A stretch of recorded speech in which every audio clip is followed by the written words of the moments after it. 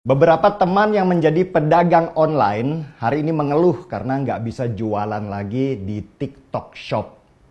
Saya juga nggak tahu seperti apa sih TikTok Shop itu awalnya.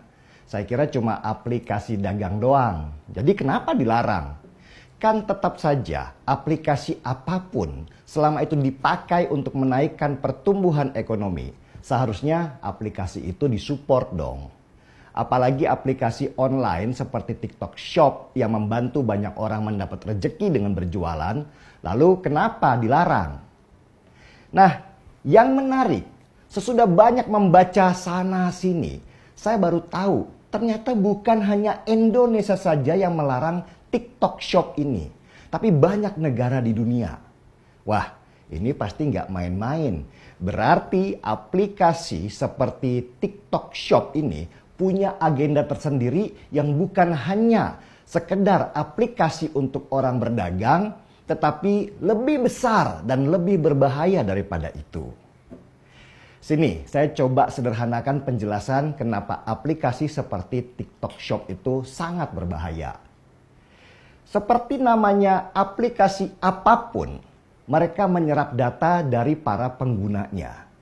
Data itu bukan cuma data diri aja ya, tapi juga data kebiasaan kita. Apa yang sering kita beli, apa kebutuhan kita, apa yang kita suka, dan sebagainya, dan sebagainya. Dan ketika data itu sudah dikumpulkan oleh si pembuat aplikasi seperti TikTok, yang sudah pasti pembuatnya dan servernya itu ada di luar negeri. Data itu mereka jual ke sebuah negara dengan harga yang sudah pasti nilainya puluhan bahkan ratusan triliun rupiah. Data itu kemudian diolah oleh negara pembeli data. Kemudian mereka memproduksi barang yang kita sukai, yang kita butuhkan selama ini, yang sering kita beli. Dan mereka kemudian membanjiri pasar kita dengan barang-barang tentu dengan harga yang sangat murah. Ini yang dinamakan predatory pricing atau bahasa sederhananya jual rugi. Dengan konsep jual rugi, maka produsen di dalam negeri itu akan tumbang karena mereka tidak mampu bersaing dan tidak dapat untung apapun dari produksi mereka. Kebayang nggak? Pabrik-pabrik di dalam negeri bangkrut. Ratusan ribu orang akan kehilangan pekerjaan dan kita akan tergantung import barang dari luar negeri. Nah, ketika kita sudah mulai tergantung dari impor, maka disitulah sebuah negara akan mengatur-atur kita secara politik. Kalau enggak, barang akan di stop dan negara kita pasti chaos. Sudah nggak ada lagi namanya kedaulatan. Karena kalau kita tidak disuplai oleh mereka, kita akan mati.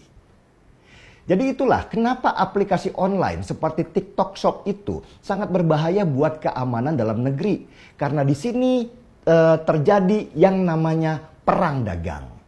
Perang itu bukan hanya tembak-tembakan aja ya, atau sibuk beli tank dan pesawat militer bekas. Tetapi yang lebih mengerikan adalah perang ekonomi yang akan menciptakan chaos atau kerusuhan di dalam negeri.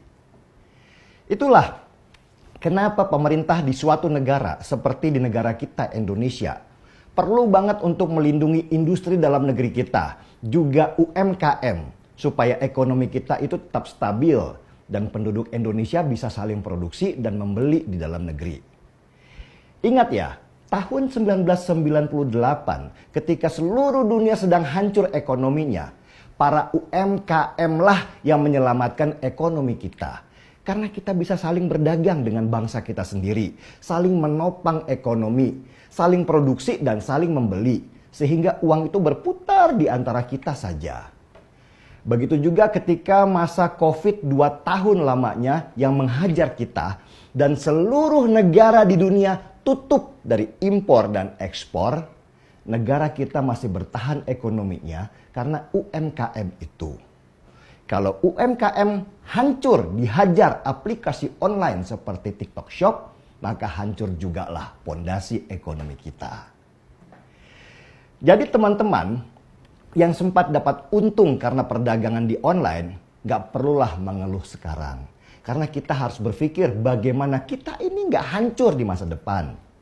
Sekarang lagi dibikinkan regulasi-regulasi untuk menghidupkan industri dalam negeri dan membuat kita semua aman. Lagian, seorang pengusaha beneran itu nggak tergantung dari apapun karena dagang adalah darah mereka, passion mereka. Pedagang beneran pasti akan bangkit lagi dan menemukan titik keseimbangan baru dengan beradaptasi. Kalau pedagang dadakan yang cuma dapat keuntungan karena instan, lebih baik mulailah mereformasi diri dan menemukan passion baru yang mungkin malah jadi rezeki bagus kalian di masa depan.